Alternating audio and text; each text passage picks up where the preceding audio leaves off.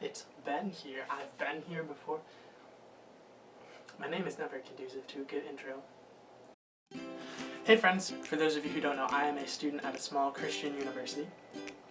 And throughout my time here, I have learned a thing or two about some of the stereotypes and conceptions people have about Christian colleges. So, this week I'm going to play a game called Myth or Fact. I've compiled a bunch of stereotypes or myths that people have about Christian colleges.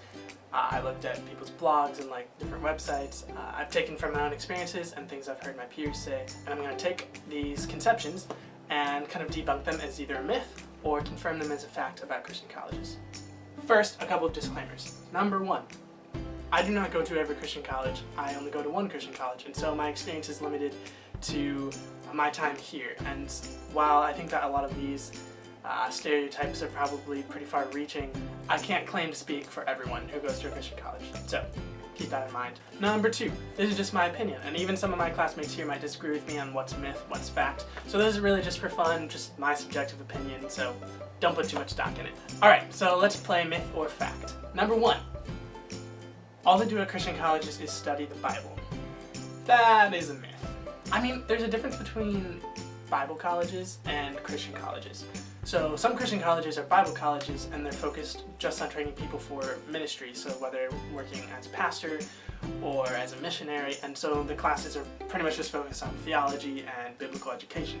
But a lot of Christian colleges are not Bible colleges, and they're actually liberal arts schools like mine. And they're 4-year accredited universities that offer the same variety of degrees as the state school would. So while we do have classes and majors in theology and ministry, you can also major in science or education or English as well, so we don't just teach Bible. Number two, Christian colleges are mostly just focused on their religion and not offering a high-quality education. This is also definitely a myth. I mean, sure, there might be some Christian colleges that don't have a great educational program, but that can be true of any school. For a Christian college to get accredited and to earn a good reputation, they have to have a good, rigorous academic program just like any other school. At the school I go to, yeah, we have chapel multiple times a week, and people talk about their churches and their religion, but I also have been lucky to have a really good academic experience. Stereotype number three, ring by spring. If you don't know what ring by spring is, it's basically this catchphrase that people use to talk about the phenomenon of Christian college students getting married really young and really quickly.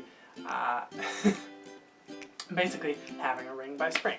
Ring by spring is definitely a joke, but it's also kind of true. It's not that everyone gets married young here, or that everyone gets paired off when they go to college, or even that this is something unique to Christian colleges, but it definitely does happen a lot. And on a similar note, myth number four, Christian colleges are just MRS degree mills.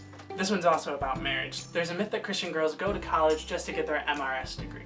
In other words, to find a husband. Now, I know I said the ring by spring thing is true, but the MRS degree thing, that just needs to stop. First of all, while a lot of people do tend to get married young and get paired off in college, saying that girls are going to school to get their MRS degree makes it seem like that's everyone's motive and kind of lessens people's desire to get a good education and for themselves. And number two, it's kind of just sexist. I mean, in my experience, guys at Christian colleges are just as obsessed with marriage as girls are, if not more. So yeah, the MRS degree thing, no. We're here to get an education, and a lot of people do get married along the way, but that's not the point. Number five, lots of C.S. Lewis.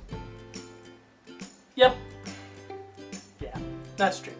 Myth number six, everyone at Christian colleges is super conservative. Once again, I guess this depends on which college you go to, but it's definitely not universally true. I think this conception exists because a lot of Christian colleges are supported or funded by denominations, and so they have to kind of keep up this standard of orthodox conservative beliefs. But that in no way means that the professors and students on all of these campuses are super conservative or even reflect the beliefs of the denomination. Sure, there might be more conservative students at a small Christian college than at a big state school, but that doesn't mean everyone here is conservative. Number seven, all Christian colleges are bubbles.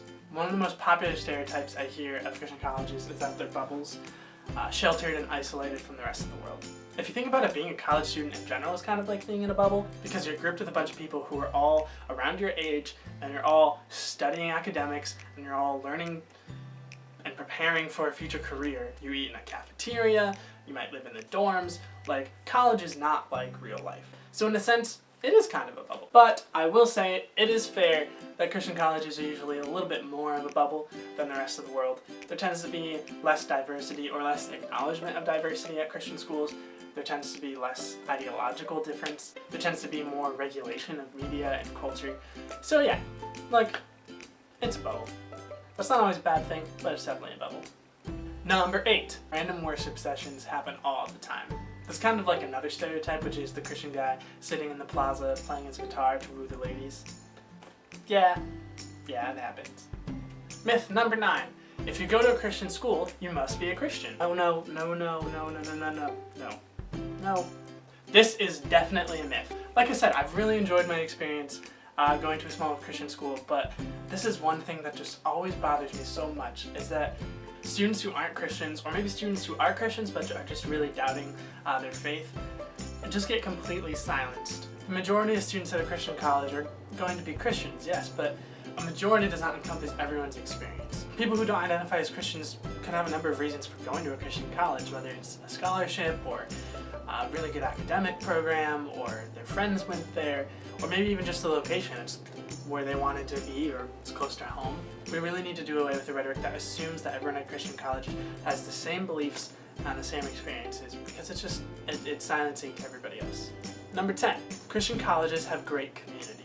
In their admissions marketing, you often see colleges advertising the community as a reason to go to the school. That seems to be especially true with Christian colleges. You know, it's true, there's often a good sense of community, and at my school there's a good sense of community, but I think a better way to phrase it would be pockets of community. Because when you say it has good community, it seems like you're implying that there's good community everywhere, that everyone at the school belongs to a community.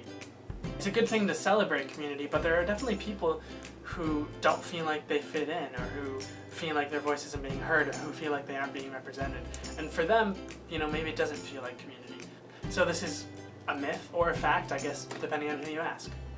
Number 11. Christian colleges have weirdly restrictive rules. This one definitely depends on which school you're talking about, because colleges vary greatly on this one. At the school I go to, we're not allowed to watch R-rated movies in the lobby, and there's open hours. There's, you know, only certain hours that boys are allowed in girls' dorms and girls are allowed in boys' dorms and whatnot. Excessive PDA is frowned upon. Swearing is sort of disallowed. There are some schools where boys and girls are not allowed to walk on the same sidewalks, but there are other Christian schools where they don't really have any rules like that at all. So this one varies greatly, but in general, compared to other colleges, yeah, Christian colleges do have restrictive rules. You have to understand that most of these rules come from the motivation to foster community health, or to encourage students to make good decisions, to have good discernment when it comes to media and things like that, and to help students in spiritual growth. So I get where they're coming from, but yeah, in general, it's true that Christian colleges have restrictive rules compared to others. And the last one I'm going to do, number 12, clock towers. I don't know what it is. Every Christian college I've ever been to has a clock tower. It's always on the postcard. It's always on the postcard. Alright, so those are some of the myths and facts about Christian colleges. Don't forget to hit the like button and share this video if you enjoyed it. And also hit the subscribe button for more content. I try to make new videos every week. Thanks for watching this video, and I'll see you next time.